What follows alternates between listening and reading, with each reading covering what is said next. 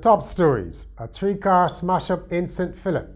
There's been a slow start to the fishing season, and the man has been charged in a double murder in Guyana. Welcome to Nation News for Thursday, December the 5th, 2013. I'm Bertram Niles.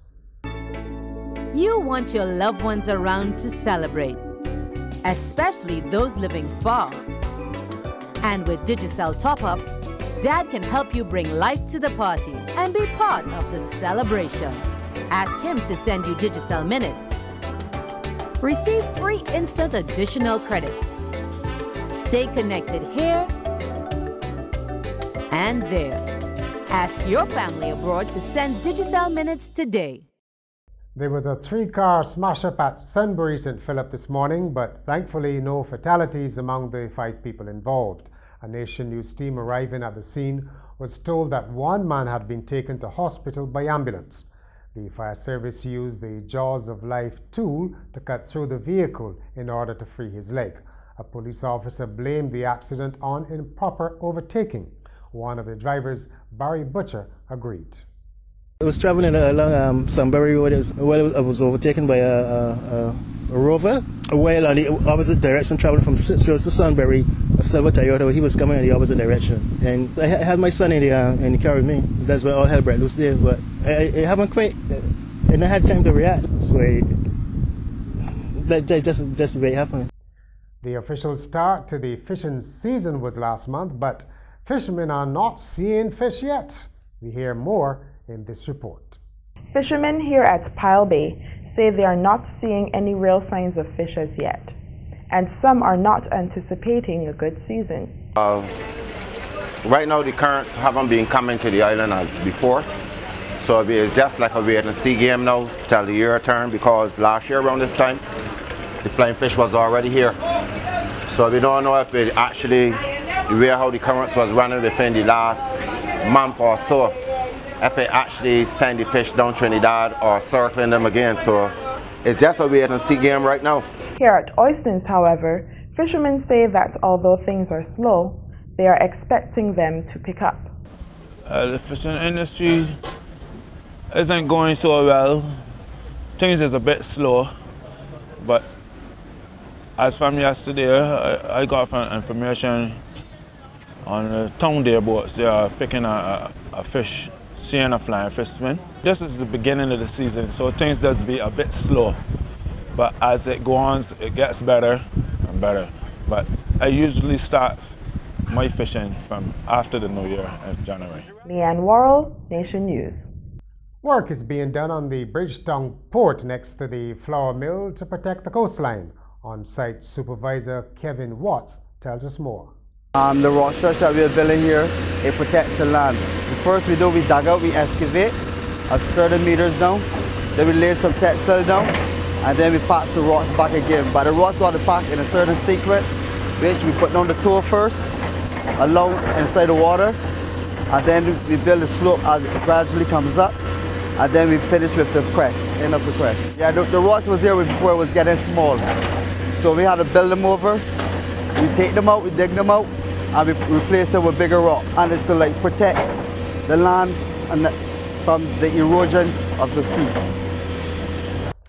Men are being encouraged to get the recommended tests for prostate cancer. Nigel Marshall, a 47-year-old teacher, has been diagnosed with the disease, which has been described as an old man's affliction. But Marshall said it's important that testing be done at an earlier age. Doctors tell you that you don't need to go for testing till you're in your late 40s or your 50s. I've since learned that black men should go in their 20s, in their 30s, because it can very easily start in your 20s or your 30s. Keeping Up with the Joneses had its first public screening as a feature-length movie last night at the Olympus Theatres. It was a full house as locals came out to support the locally produced sitcom that ended its 2-season run on television last year. Director Rommel Hall says the feature-length film is not the end of Keeping Up with the Joneses. Is this ever Keeping Up with the Joneses? Definitely not. Next year, around the moment we're doing the Christmas episode that's going to be aired on the 19th of December. And then next year we have a big special that we are bringing out. A big long episode, a big Easter special. At Courts, every day we bring affordability, convenience, innovation, and style to over 1 million customers in 11 countries. From homes to communities, we are proud to make a difference in the lives of many across the region. Courts, bringing value home. Can a recession ever be good for business? Well, for Sandals Resorts, it seems to be. Fresh from their concessions coup in Barbados, the Jamaican chain has this week tied up a deal on a new beaches resort in Antigua.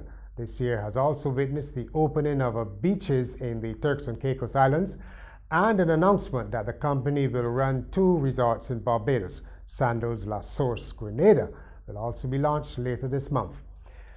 Butch Stewart, the chairman of Sandals, paid tribute to what he called the visionary leaders of Antigua, Grenada and Barbados, saying they had implemented pro-business policies and should be applauded. In Guyana, a 20-year-old man has appeared in court on a double murder charge. Oren Rodriguez is accused of killing Molly James and her 15-year-old son, Aaron, last Saturday. It's alleged that Rodriguez stabbed the pair after they complained to police that he'd raped the woman's 13-year-old daughter the previous day.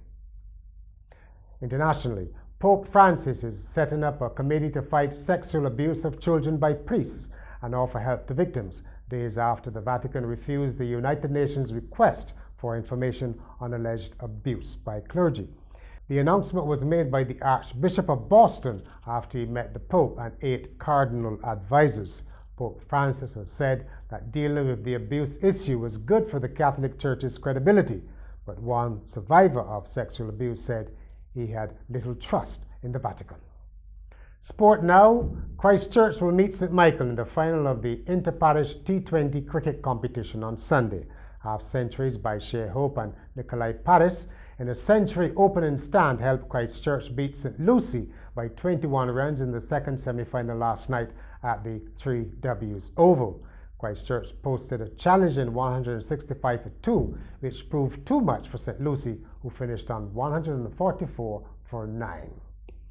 European football chief Michel Platini wants to do away with yellow cards. Instead, he's calling for the equivalent of rugby's sin bins, where players would lose game time, maybe 10 or 15 minutes off the pitch.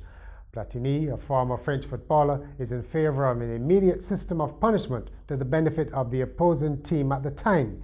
He does not support the accumulation of yellow and red cards, which affect fixtures down the road.